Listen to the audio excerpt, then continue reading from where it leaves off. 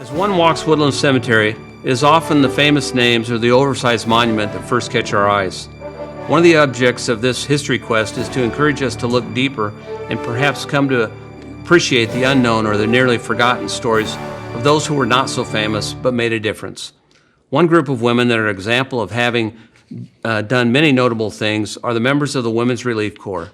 The Women's Relief Corps, or the WRC, was and is a charitable organization in the United States, originally founded as the official women's auxiliary to the Grand Army of the Republic in 1883.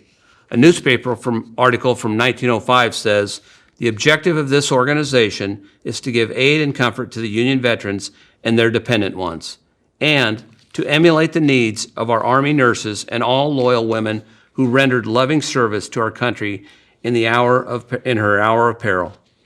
There are many of these women buried in Woodland. Many of the members of the Women's Relief Corps were also members of the Women's Christian Temperance Unit. The WCTU members in Iowa were engaged in a range of educational and legislative political efforts during the 19th and 20th centuries, including the social purity movement, efforts to prevent juvenile delinquency, and support for women's suffrage. The WCTU drew upon educated professional women to provide legal counsel, devise legislative strategies, and write reports on social issues.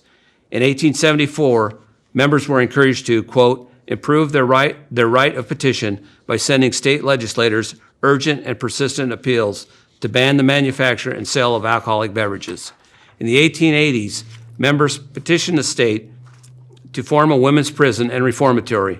In 1882, shortly after the organization became an incorporated body, the WCTU of Iowa founded the Benedict Home in Des Moines, Iowa, as a reformatory for, quote, fallen women.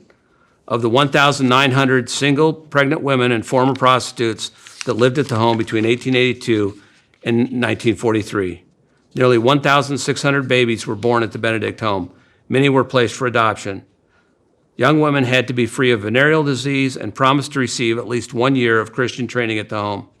Relatives were not permitted to visit young women during their confinement, and residents were permitted to send 2 letters per week. Letters were subject to review by supervisors at the Benedict Home. The home was supported by donations from the local WCTU chapters and modest funding from the state of Iowa. After 1943, the Benedict Home served as a retirement home for WCTU members and later as a shelter for recovering addicts.